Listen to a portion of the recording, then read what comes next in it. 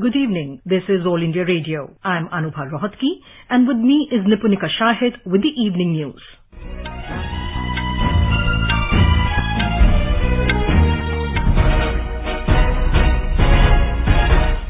The headlines. Prime Minister Narendra Modi launches Madhya Pradesh Startup and Startup Portal of State through video conferencing. Prime Minister to visit Lumbini in Nepal on the occasion of Buddha Purnima on Monday. President Ramnath Kovind to embark on state visit to Jamaica and St. Vincent and Grenadines from tomorrow. Union Commerce Minister Piyush Goyal says comprehensive economic partnership agreement to significantly open doors to a plethora of markets across the globe inaugurates India-UAE Economic Partnership Summit in Mumbai. Merchandise exports registered 30% growth in April, while service exports increased 53% compared to the same period last year. Niti Aayog launches National Data and Analytics Platform to make available easily government data to public. Prime Minister Modi invites citizens to share their inputs for Mann Ki Baat program at AIR on 29th of this month. In Thomas Cup Badminton Tournament, match between India and Denmark evenly poised. And in IPL cricket, match between Royal Challengers Bangalore and Punjab Kings underway in Mumbai. Prime Minister Narendra Modi launched the Madhya Pradesh Startup Policy through video conference today. The Prime Minister also launched the Startup Portal at the Startup Conclave 2022 organized at the Brilliant Convention Centre in Indore. Mr. Modi provided financial assistance to the youth who are benefiting from the Madhya Pradesh Startup Policy. देश में जितनी proactive startup नीति है, उतना ही परिश्रमी startup नेतृत्व भी है. इसलिए देश एक नई युवा ऊर्जा के साथ विकास को गति दे रहा है. एमपी की स्टार्टअप नीति के तहत स्टार्टअप्स और इंक्यूबेटर्स को वित्तीय सहायता दी गई है. मैं इन प्रयासों के लिए और इस आयोजन के लिए मध्य प्रदेश सरकार को, देश के स्टार्टअप इकोसिस्टम को और आप सबको बहुत बहुत बधाई देता हूं. The Prime Minister interacted with the owners of some selected startups. During the conference, Chief Minister Shivraj Singh Chauhan released a collection of success stories of select startups. Earlier, the exhibition on New Trends and Innovations was inaugurated by Minister of Micro, Small and Medium Enterprises, Om Prakash Saklecha, at the venue. The exhibition showcased the products based on innovation and entrepreneurship by new startups. In addition, the day-long conclave saw discussions in various sessions. Prime Minister Narendra Modi will pay an official visit to Lumbini in Nepal on Monday on the occasion of Buddha Purnima. He is visiting the Himalayan nation at the invitation of his Nepalese counterpart, Sher Bahadur Deuba. This will be the Prime Minister's fifth visit to Nepal since 2014 and his first visit to Lumbini. Giving details about the Prime Minister's visit, Foreign Secretary Vinay Mohan Quatra said in New Delhi that the visit reaffirms India's commitment and demonstrates the priority it attaches to the neighborhood. You would also recall that Prime Minister Sher Bahadur Deuba of Nepal has visited India from 1st to the 3rd of April 2022. The fact that a return visit is taking place in such close succession is a reflection of the closeness of our high-level exchanges as well as of the upward trajectory in our mutually beneficial partnership. Mr. Quatra said at Lumbini, the Prime Minister will visit the sacred Maya Devi temple to offer prayers. He will also deliver an address at a Buddha Jayanti event organized by the Lumbini Development Trust. This is indeed a celebration of the time-honored civilizational and people-to-people linkages between India and Nepal, which, as we all know, forms a very strong foundation of our close and multifaceted relationship. Mutual visits to places of shared cultural and civilizational heritage further reinforce these linkages. During his visit, Mr. Modi will also participate in the Shilanyas ceremony for the construction of a Center for Buddhist Culture and Heritage in a plot belonging to the International Buddhist Confederation, New Delhi, within the Lumbini monastic zone. Both the Prime Ministers will also hold a bilateral meeting. President Ramnath Kovind will be on a state visit to Jamaica and St. Vincent and Grenadines starting tomorrow. This will be the first ever visit by an Indian head of state to these Caribbean nations. The President will be in Jamaica from the 15th to 18th of this month, where he will hold delegation-level talks with his counterpart, the Governor-General of Jamaica, Sir Patrick Allen. He will also meet Prime Minister Andrew Holness and other dignitaries. During the visit, the President will address the joint sitting of the two houses of Jamaican Parliament. While addressing the media, Secretary East in the Ministry of External Affairs Saurabh Kumar said, the visit will help strengthen the bond between the nations. Mr. Kovind will also pay a state visit to St. Vincent and Grenadines SVG from 18th to 21st of this month and hold discussions with his counterpart Governor-General Ms. Susan Dugan, where he will also meet Prime Minister Dr. Ralph Gonsalves as well as other dignitaries. President Kovind will address the House of Assembly of SPG. Union Commerce Minister Piyush Goyal and Economy Minister of United Arab Emirates Abdullah bin Tok Al Mari inaugurated the India-UAE Economic Partnership Summit in Mumbai today. Both leaders also launched the India-UAE Startup Bridge to boost the economy. This summit was organized by Confederation of Indian Industry. Speaking at the inaugural session, Mr. Piyush Goyal said India and the UAE have huge potential to work together and the Comprehensive Economic Partnership Agreement, CEPA, will significantly open the doors to a plethora of markets across the globe and help in building a future-ready, more robust and resilient bilateral partnership. About the pharma sector, the Commerce and Industry Minister said the CEPA has given a pathway for Indian pharma products to fast-track approval in the UAE. It is the first time any nation in the world has given India such a benefit, he added. UAE Economy Minister Abdullah bin Tok Al Mari said that India and the UAE will be the defining trade partnership of the future. The UAE is the second largest exporter to India. The CEPA will give good opportunities for Indian companies to expand their reach in the UAE. Country's overall exports, including merchandise and services, scaled a new high in April. Overall imports exhibited a growth of around 39% in comparison to corresponding period of last year. The country's exports are estimated to be $67.79 billion last month. Merchandise exports crossed the $40 billion mark, and exports in the service sector reached $27.6 billion in the last month. Merchandise exports registered a 30% growth, while service exports recorded an increase of 53% in last month in comparison to the corresponding period of the previous year. The Commerce and Industry Ministry said petroleum products, electronic goods, processed food, leather products led the way with significant increase in exports. Non-petroleum, non-gems and jewelry exports were $28.46 billion, registering a positive growth of 19.89% over the corresponding period of previous year. The State Bank of India has reported over 41% year-on-year jump in standalone net profit at 9,114 crore rupees for the fourth quarter of the last fiscal. The board of the State Bank has approved a dividend of 7 rupees and 10 paisa per share. The record date for the dividend is 26th May. Niti Aayog launched the National Data and Analytics Platform today. The platform aims to make available the government data to public by making it accessible, interoperable, interactive and available on a user-friendly platform. The platform was launched by Vice Chairman of Niti Aayog Suman Berry in the presence of Chief Executive Officer of Niti Aayog Amitabh Kant and other senior officials from Niti Aayog. The National Health Authority organized a convention for technology partners of Ayushman Bharat Digital Mission in New Delhi today.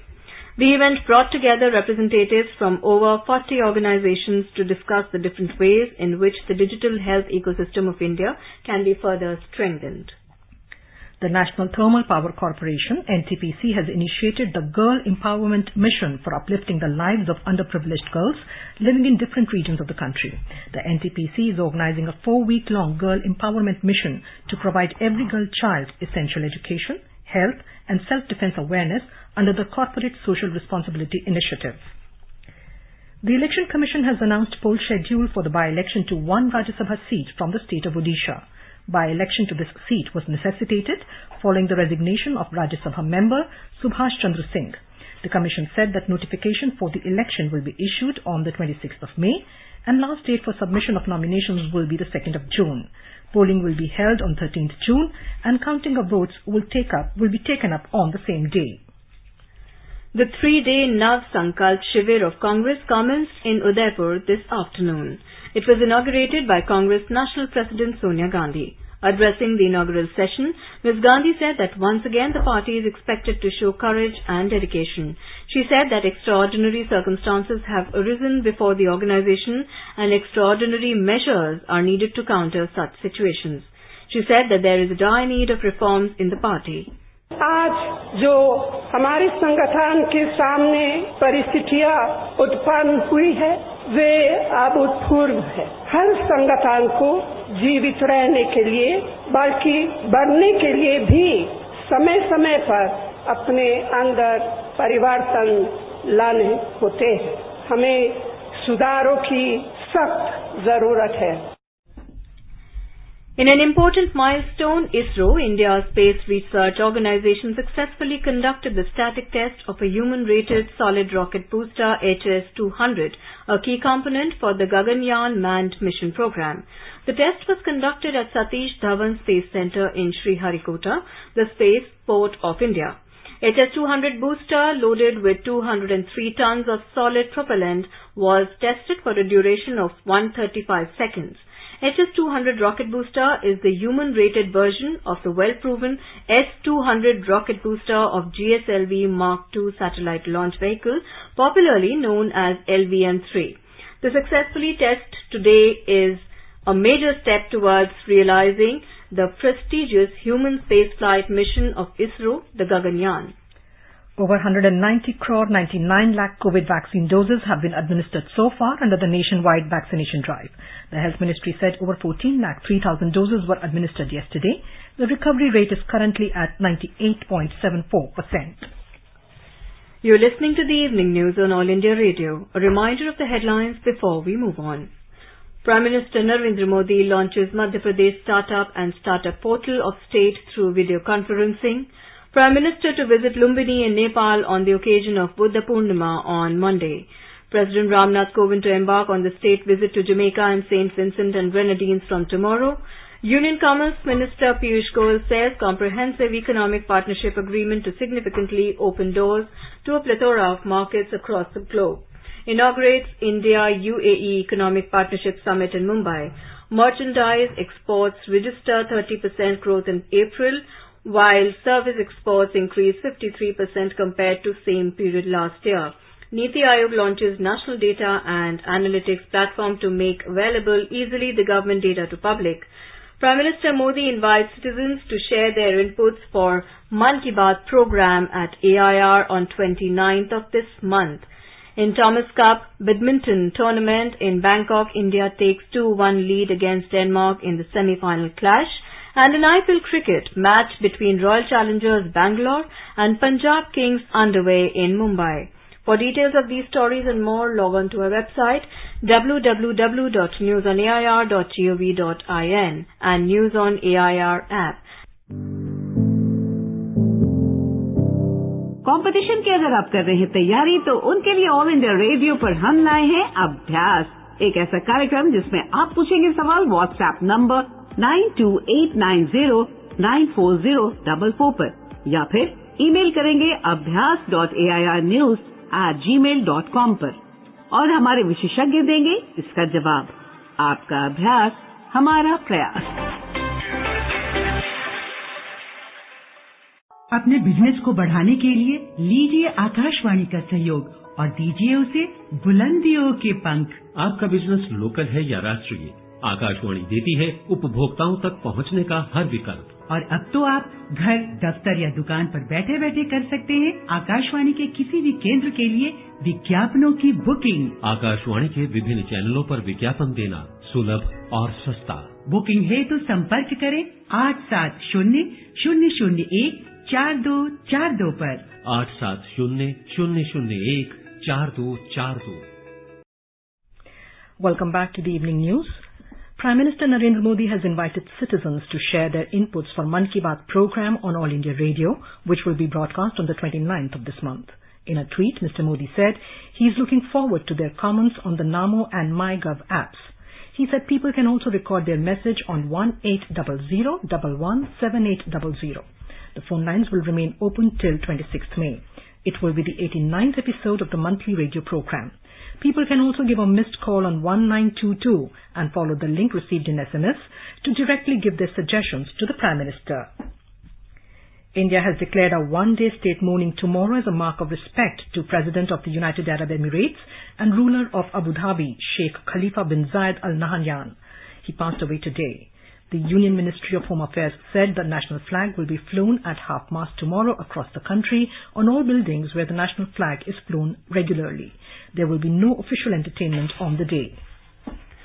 Prime Minister Narendra Modi has expressed grief over the passing away of United Arab Emirates President Sheikh Khalifa bin Zayed.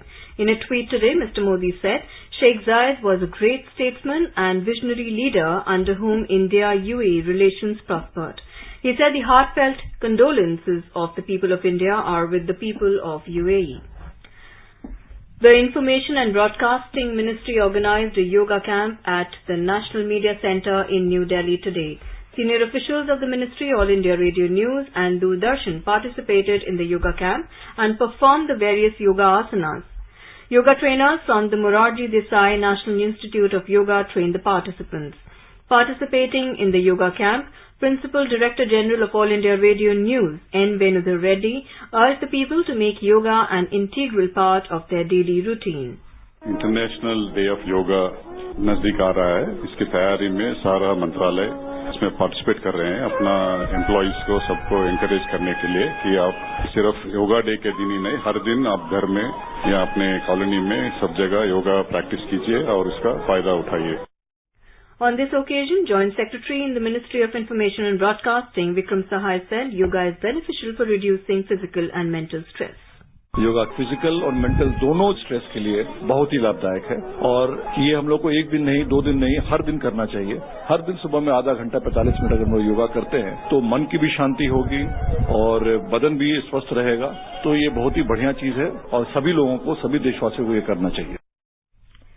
Director General of Films Division and Director of Mumbai International Film Festival, Ravinder Bhakar, today said all preparations for the upcoming 17th edition of Mumbai International Film Festival, MIFF, are almost complete.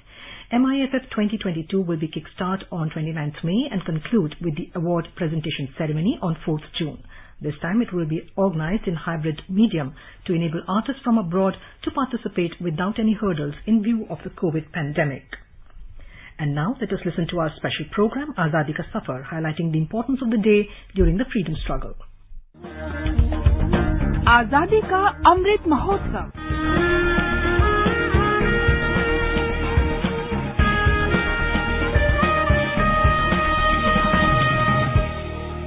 Azadi Ka Safar with AIR News, Birth of a Nation. India's glorious freedom struggle is one of the greatest struggles the modern world has ever witnessed. AIR News brings you a glimpse of this struggle every day.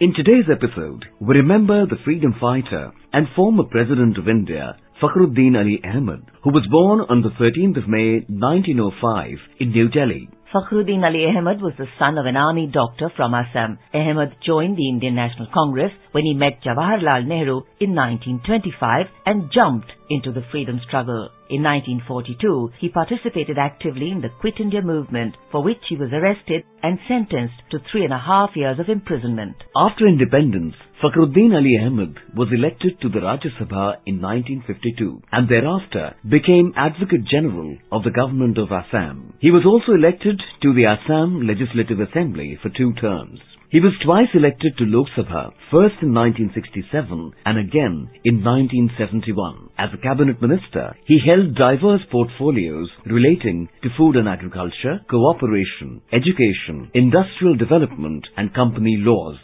Fakhruddin Ali Ahmed served as the 5th President of India from 1974 till his death on the 11th of February 1977, when he collapsed in his office while preparing to attend his daily namaz.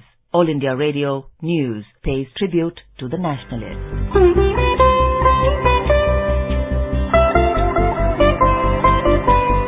We also remember Gandhian freedom fighter V.R. Krishnan Eruthachan, who died on the 13th of May 2004. A prolific writer in both Malayalam and English, Krishnan was the founder General Secretary of Cochin State Prajamandalam, the political arm of the Congress Party in the erstwhile Cochin State before independence, and also the founder editor of the Dinabandhu newspaper. He converted the Congress Party into a truly mass-based party in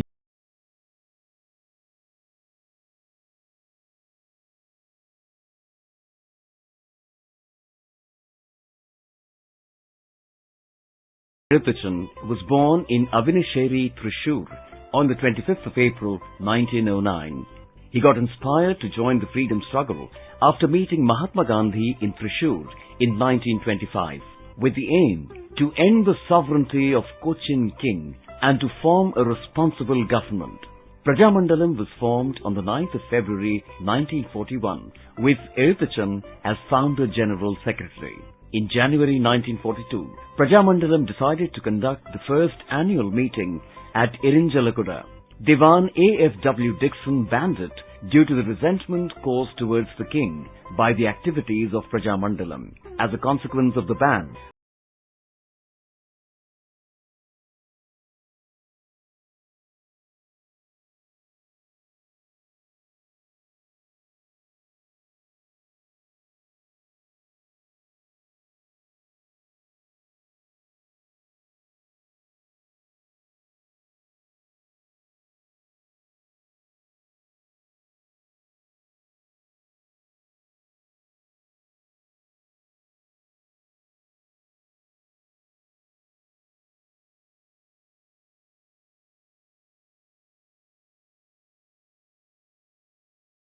a conference was conducted under the leadership of Gandhiji for the All India Congress Committee at Bombay.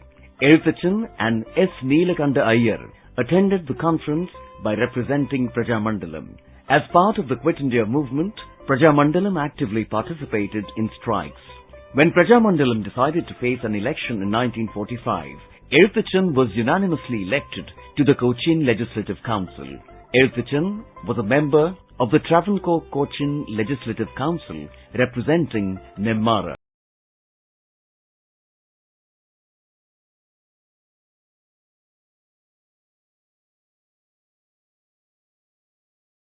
Eruthachan dedicated his life to people and writing. He received the Kerala Sahitya Academy Award for his autobiography V.R. Krishnan Eruthachan, Atmakatha, in 2000. V.R. Krishnan Eruthachan breathed his last on the 13th of May 2004. AIR News salutes the great nationalist. That brings us to the end of this episode of Azadi Ka Safar with AIR News. See you in the next episode tomorrow.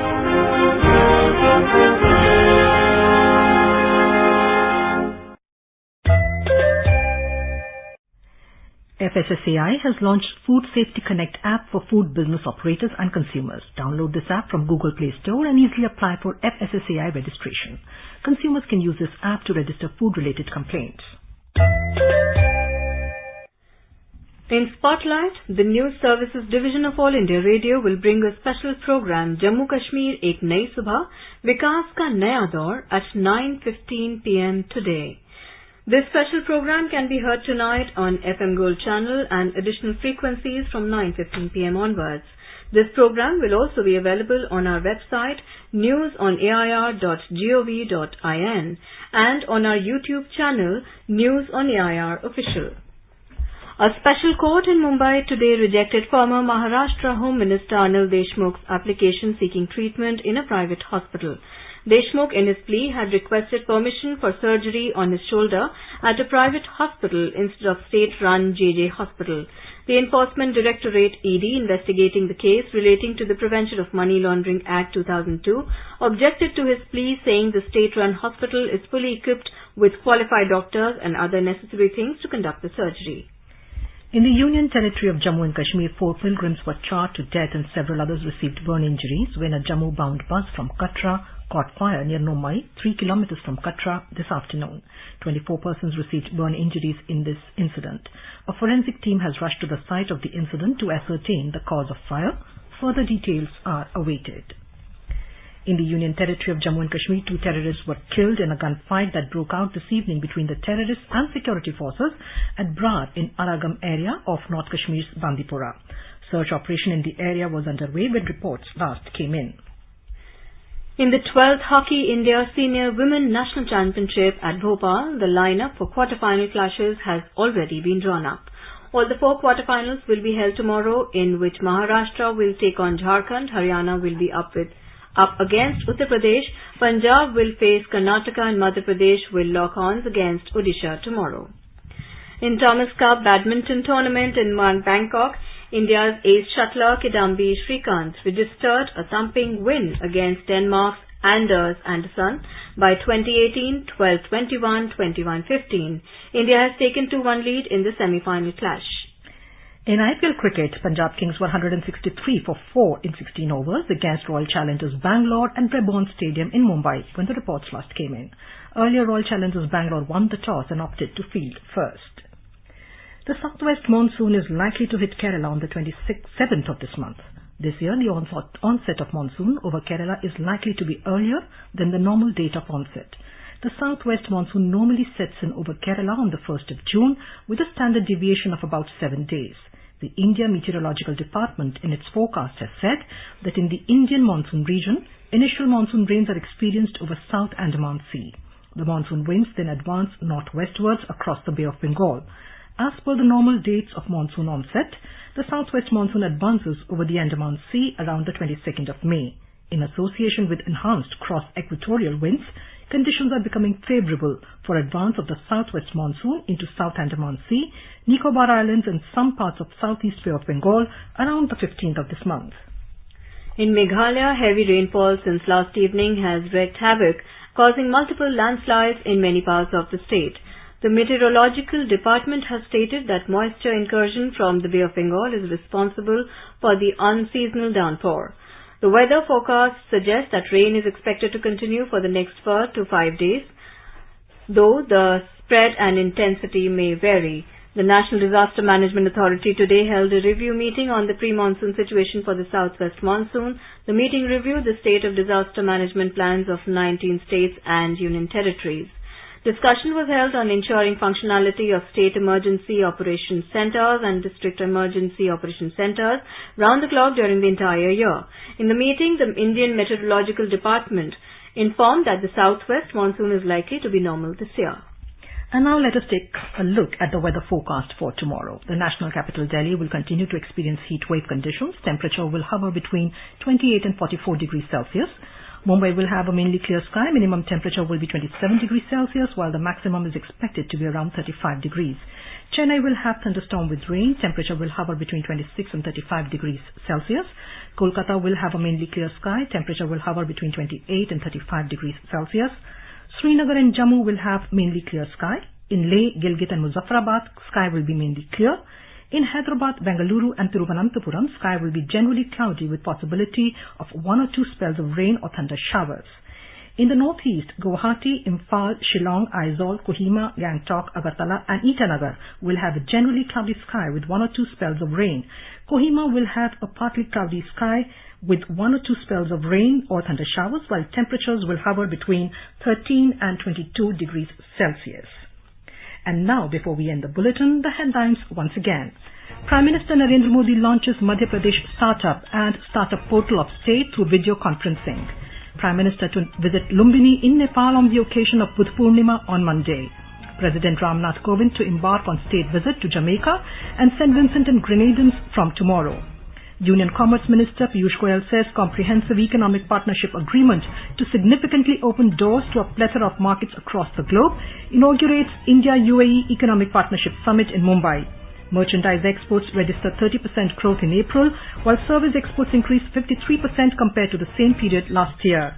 Niti Aayog launches National Data and Analytics Platform to make available easily government data to public. Prime Minister Modi invites citizens to share their inputs for Mann Ki Baat program at AIR on 29th of this month. In Thomas Cup Badminton Tournament, India takes a 2-1 lead against Denmark in the semi-final clash. And in IPL cricket, match between Royal Challengers Bangalore and Punjab Kings underway in Mumbai. And with that, we end the evening news. Good night.